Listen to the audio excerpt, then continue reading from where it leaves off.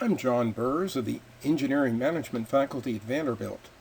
I and two colleagues, Lauren Hendrickson at Vanderbilt and John Dismukes of the University of Toledo, are developing a tool to help technology entrepreneurs and their mentors determine the best mix of commercialization strategies for their innovation, based on their score on two critical indicators of their attitude toward the innovation: their commitment level and their time horizon. Before the tool is ready to use, though, I need the help of experienced innovators, technology entrepreneurs, investors, consultants, and mentors to calibrate the tool by completing a brief 10-minute survey. So that you can provide us your best thinking, let me start with a brief overview of what the tool is and exactly how you fit into this research project. Experienced technology innovators and investors understand that an innovation itself, no matter how brilliant or groundbreaking, is only one piece of a much larger puzzle in its ultimate commercial success.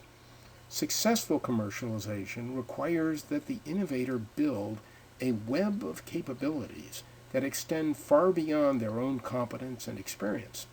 This is certainly true of a technology startup, but even the largest, most successful firms often find the need to reach outside for key required competencies. As this slide shows, there are so many possible strategic paths to building this web of competencies. So, where do you begin? And while the choices are many, there isn't a lot of time to choose the right path. Markets move along, technologies evolve, investors are impatient, and competitors are rarely far behind. The innovator has a brief window of opportunity in which to build the needed ecosystem. If they pick the wrong commercialization strategy, they may miss that window, and there aren't many second chances. The trick is to build an innovation ecosystem with just the right mix of build, buy, sell, collaborate that gets the innovation to its intended market within that narrow opportunity window. Can we offer any advice, especially to a less experienced innovator, about constructing an innovation ecosystem? Of course, an ideal ecosystem will depend on the specifics of the innovation. The ecosystem must be engineered to that situation. But beyond that, can we give the innovator any more general guidance? We would like to test the proposition that after all the situational specifics have been explored, all these factors roll up into two variables that can offer strategic guidance: the innovator's level of commitment to the innovation and his or her time horizon. The first variable is level of commitment. How much is the innovator prepared to put at risk for the innovation? Should he quit his day job to focus all his energies on it? Should she take out a second mortgage on her home? Is a company prepared to sink all its available financial resources into the innovation, or to risk that the innovation will render its flagship product obsolete? Or, at the other extreme, is the innovator unwilling to risk anything of consequence for the innovation? Is it merely a hobby? Would he or she prefer to transfer the risk of serious commercialization to others? We better get the answers to questions like this early in the game. Commitment is a proxy for the value the innovator perceives the innovation to have. The greater that value, the more the innovator is willing to put at risk for it. The second variable is time horizon. How much time does the innovator perceive he has? In how big a hurry is she to get a return on her investment? Is he looking for immediate cash flow? Or does she have the investment time horizon of a typical public company, say 3 to 5 years? Or does the innovator feel he has the 8 to 25 plus years typically required to carry an innovation from fundamental science to broad market adoption? Time horizon is a proxy for the innovator's perception of the opportunity window. What is that opportunity window after every force has been taken into account, from development challenges to market readiness to organizational speed to competitive threats to investors' expectations to the innovator's own financial constraints? Assuming we can gauge the innovator's state of mind respecting these two variables, our challenge here is to see if we can find a mapping between the two variables and the variety of possible commercialization strategies available to him or her. Imagine a two-dimensional grid with level of commitment occupying the horizontal axis and time horizon the vertical axis. For commitment, imagine a scale in percent of assets the innovator is willing to put at risk, ranging from 0% committed to 100% committed.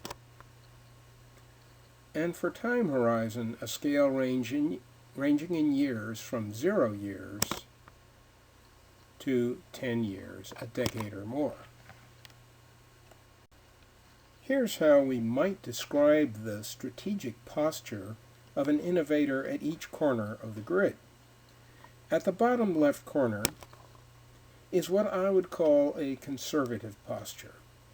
They're unwilling to put much at risk, and they're also looking to cash out in a matter of weeks.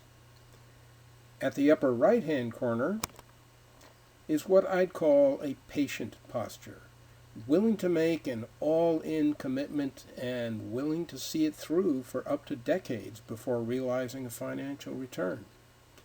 At the lower right corner is what I'd call an aggressive posture, ready to make a major move very soon to secure a position in the market. At the opposite corner, upper left, is what you might call a speculative posture, not really expecting the innovation to pan out for a long time, but willing to put a small bet down, perhaps just enough to secure a place at the table, just in case the innovation does pan out down the road. Finally, in the middle of the grid, is what I'd call a collaborative posture, willing to share both risks and rewards with partners to moderate their own financial commitment and reduce the time to market.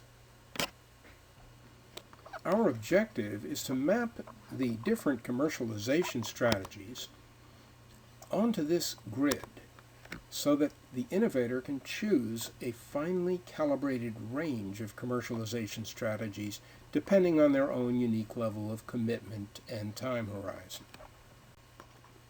To illustrate how you might score some of the strategies, let's take 4 somewhat extreme strategies, those near the 4 corners of the grid. Let's start with sale of the intellectual property.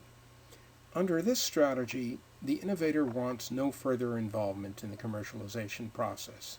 They just want to cash out, to sell the innovation immediately at whatever point it is in its life cycle to another company that is prepared to complete the commercialization process.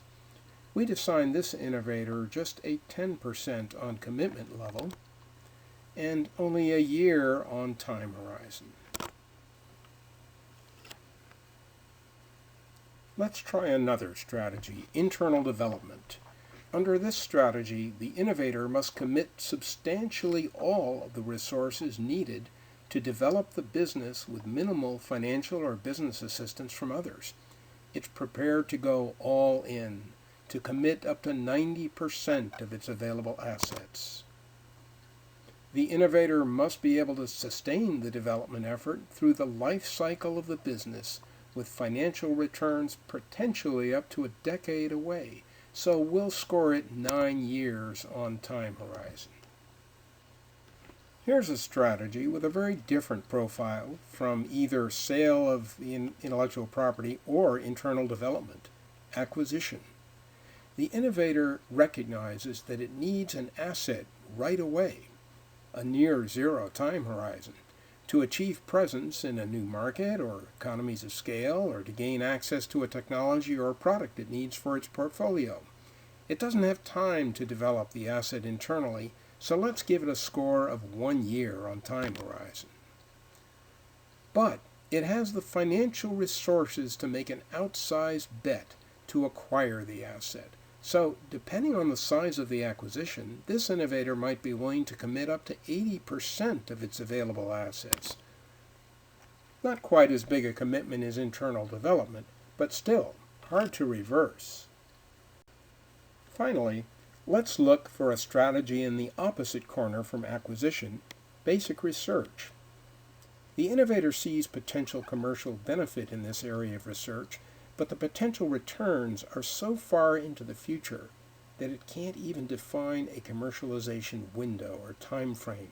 So we'll give it a score of 9 years on time horizon. But by pursuing basic research, the innovator is buying a place at the table at the relatively low cost of bench-level work, just so it doesn't get left out in the cold if this research area were to turn hot at some point in the future. We'll assume that this effort will cost less than 10% of the innovator's available assets.